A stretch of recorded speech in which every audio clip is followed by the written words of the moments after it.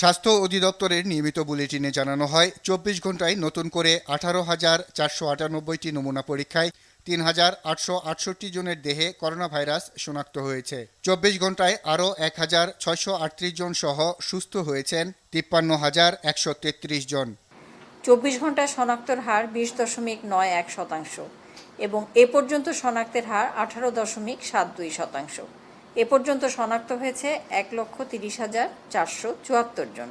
২৪ ঘন্টায় মৃত্যুবরণ করেছেন ৪০ জন এবং এ পর্যন্ত ১,৬৬১ জন। শনাক্ত বিবেচনায় মৃত্যুর হার ১.২৭%।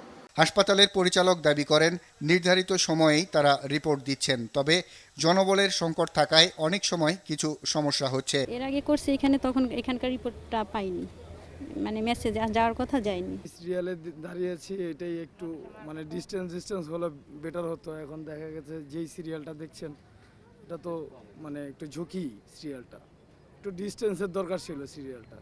হাসপাতালের পরিচালক দাবি করেন, নির্ধারিত সময়েই তারা রিপোর্ট দিচ্ছেন, তবে জনবলের সংকট থাকায় অনেক সময় কিছু সমস্যা হচ্ছে।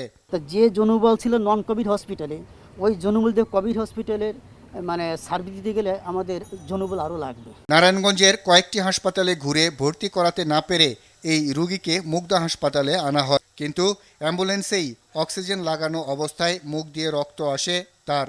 পরে পরীক্ষা নিরীক্ষা করে জানানো হয় রোগীর আগেই মৃত্যু হয়েছে।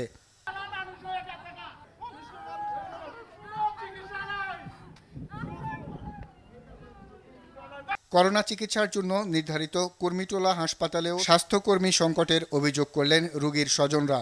নন পজিটিভ করোনা রোগীর জন্য আলাদা ওয়ার্ড দাবি করেন তারা। আর বাদল, RTV, ঢাকা।